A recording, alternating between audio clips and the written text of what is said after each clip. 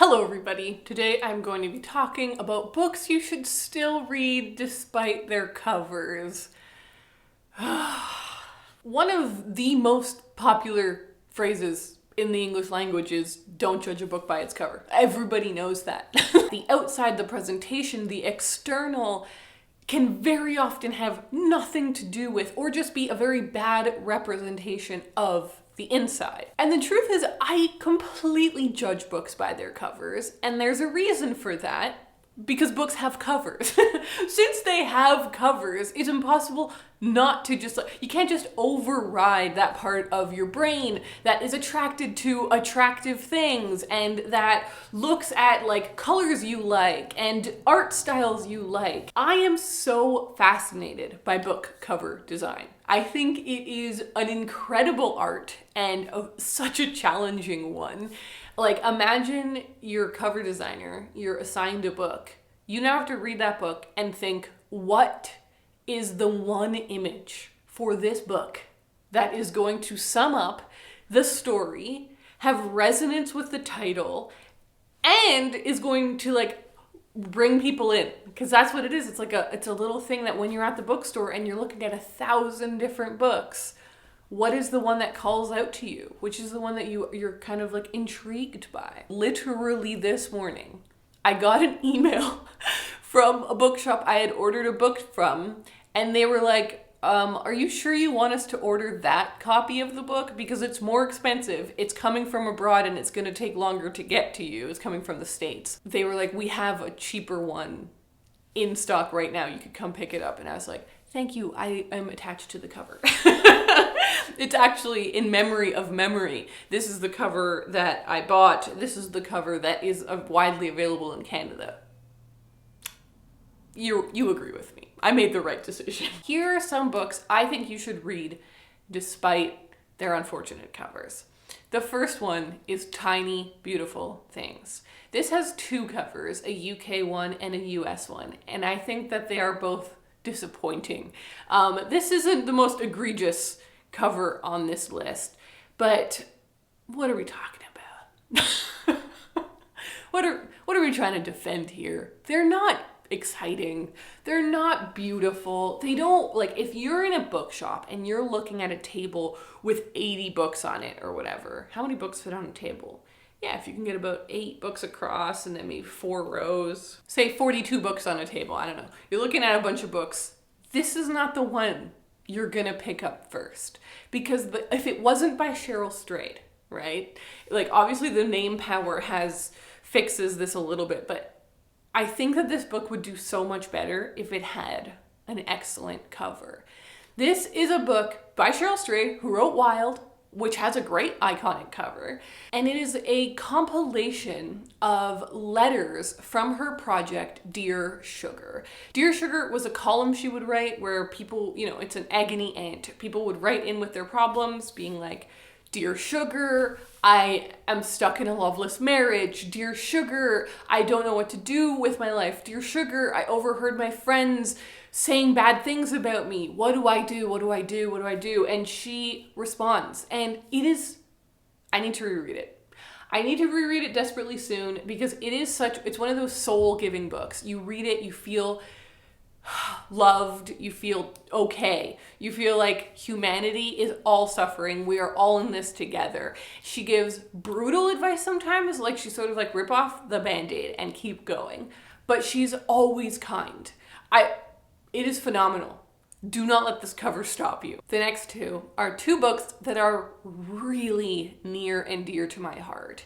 They are two YA books that I read when I was starting to get into YA, and these are two books that made me the reader that I am today. They were books that, when I read them, I was like, whoa, this isn't just a book. This is an amazing book. This is art. I want to be a writer. I want to write like this. And both of them have devastating covers. And you know what's funny?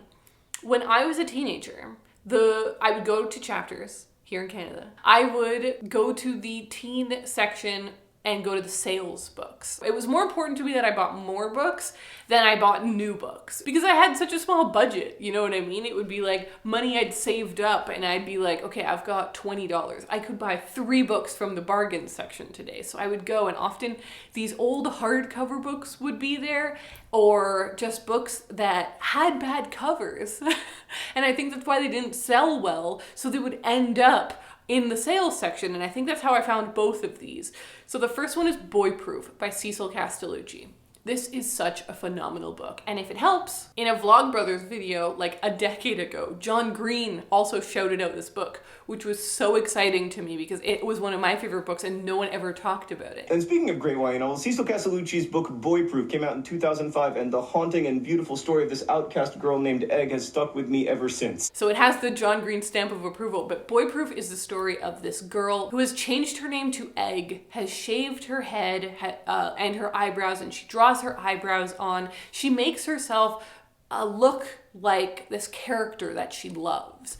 And the fact that it's called Boy Proof makes you think like it's like a cheesy book about like a girl who doesn't want to be attractive to boys, which would be a fine story, but that's just not what this story is about. And then the cover makes you, like, what does that cover even say? I don't even know what this is doing at all. I have no clue what this is trying to do. It's a book about a girl who's just figuring out what she wants to be, how her, ironically, how her external presentation lines up with how she feels on the inside. It's a beautiful story. It's so good. It's a great contemporary YA. It's also super short, but it's got this devastating cover. And every time I recommend it to people, I know they're gonna look it up. I know they're gonna see the cover. And I wish that they would like reprint this book with a new cover. The next book is Fly on the Wall by E. Lockhart. Hey everyone, it's Ariel and editing. Oh my God. I did not recognize the scale of the Fly on the Wall cover problem. I read the one on the left. I thought it was, kind of bad. It's pretty mediocre. It's disappointing. I knew there was this really strange superhero one. What is that? But then I didn't know about all of these. What is happening? This looks like 5 different books. How could these all be covers of the same book? E. Lockhart, she's doing fine. So many of her books are very successful. We Were Liars, Frankie Landau Banks, like a lot of her books doing great. My favorite of her books is Fly on the Wall, and nobody knows about this book. And I think it's because of these covers. So I got this cover, again, I'm pretty sure that this was like $4.99, and I didn't care. If it was YA, if it seemed like it was just gonna be a book about a teenager in high school and it was cheap, I would buy it back then. And so I bought this book, took it home, read it, obsessed. Read it again, obsessed, read it again. Like, I remember reading this book, same with Boy Proof. A lot of the, when I was a teenager, I would reread books so often and, in really rapid succession. But I have also read this book, a couple of times in the last few years. So even as an adult, I'm just like, this is a great book. It is so funny. It is so interesting. It's great YA. It's a retelling of Kafka's Metamorphosis. Okay? It's obviously Kafka's Metamorphosis is about a guy who wakes up and realizes he's a disgusting, is it a cockroach or is it just a different type of bug? But he realizes he's a bug, which is like a metaphor for how he and his family see him. Well, in this book, you have a girl who is very interested in boys, but she doesn't know what to do about all of that, and she's bad at communicating, and one day she just kind of offhand wishes she was the fly on the wall of the boys' locker room, and when she wakes up, she is a fly. And I love it. It's irreverent, it's silly, it's funny, it makes me laugh, and I think it's really cute. But these covers. The next one is representative of an entire category, which is classics. There are some classics that have some truly insanely, iconically beautiful covers. Catcher in the Rye, The Great Gatsby, or even some books, you know, like I love the Obey versions of 1984 and Down and Out in Paris and London and Animal Farm. And those are not the original covers, but they're like become the more iconic covers. So classics can have some gorgeous covers, but sometimes, oh my God. Yikes. I guess it's not really a classic yet. I think it is arriving at that. But The House of the Spirits by Isabel Allende. This is the cover that I have, and you know, it's got a few different covers. And this is what I'm talking about when I say, like, it's not bad. It's just boring. It's like quite a boring cover. The good news is that it's very beautiful book quality. It's got good book feel, very floppy. But the covers are just really boring. And so I think it's very misrepresentative of this book because it's a big book and there's a lot that goes on and it can be a little slow, but it has so much plot. There's so much fascinating stuff that happens in this book.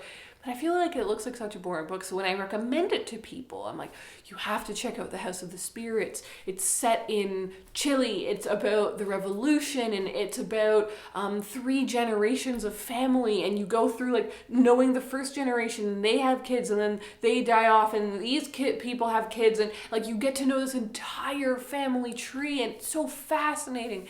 And then they look it up and they find this, and I can really see why that would be a turnoff. Ariel and editing again. I found this incredible cover that does not seem to be widely available because I was trying to find if I could literally buy it.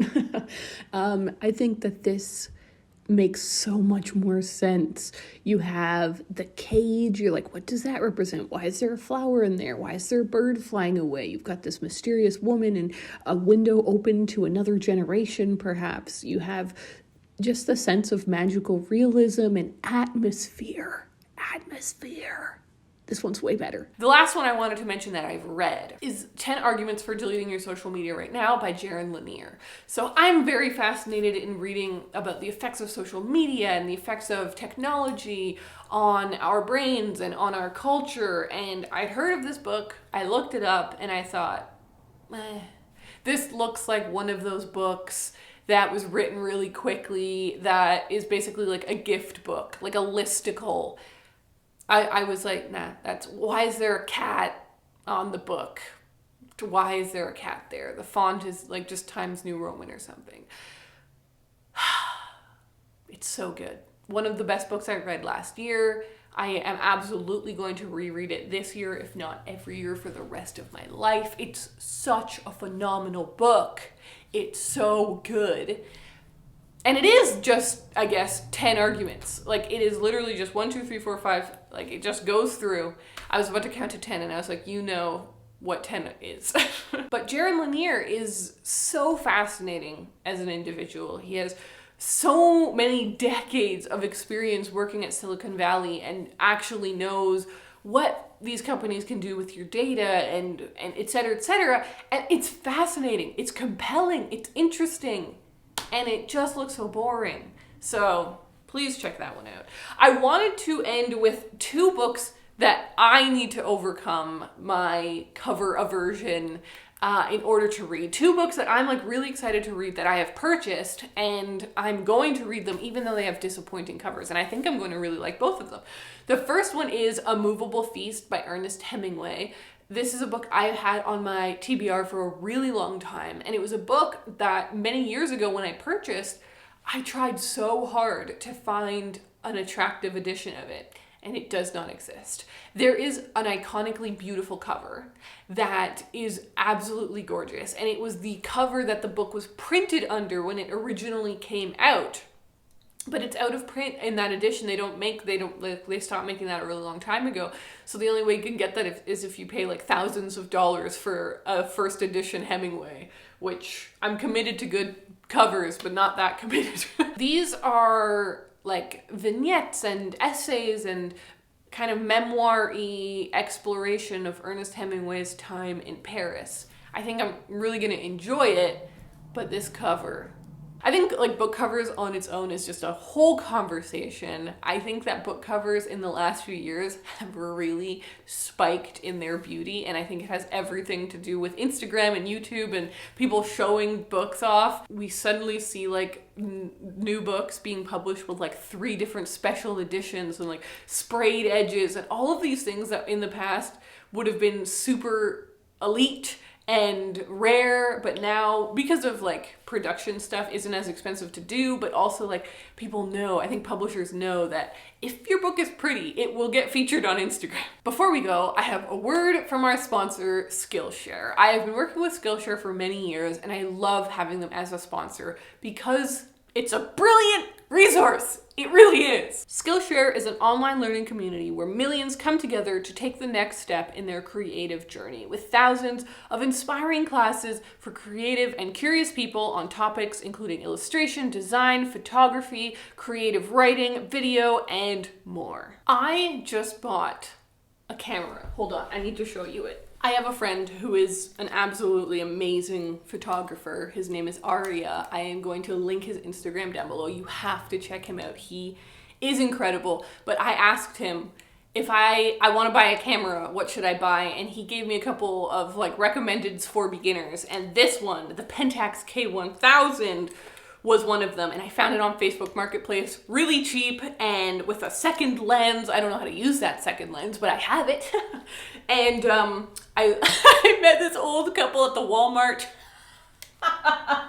and they were so nice. Literally, they brought a little photo album of photos they'd taken like 30 years ago at a wedding to show me that it takes good photos. And I was like, this is the sweetest moment. But I bought this camera from them and I'm teaching myself photography and I love it. Skillshare has an incredible selection of photography courses. I am currently watching this one, Outdoor Photography, Shooting at Sunset, Sunrise, and Night by Chris Burkhardt. This is what I need because I especially have been enjoying like going for a little walk, taking some photos, and this course is done so beautifully and is helping me understand what is aperture. Because Skillshare is curated specifically for learning, there are no ads. And they're always making and releasing premium new classes. So no matter what your interests are or whatever things you are excited to learn about, there's always new courses coming out. The first 1,000 of my subscribers to use the link in the description will get a free trial of premium membership so you can explore your creativity. Thank you so much to everyone for clicking on that link and to Skillshare for sponsoring this video. I really hope that you guys enjoyed this. Please, please, please, please, please, please, please, down below, let me know what is that 1 or 2 books that you have read that you know is amazing and you wish that the cover wasn't holding people back from reading it. I would love to know. Thank you so much. I will talk to you guys next time.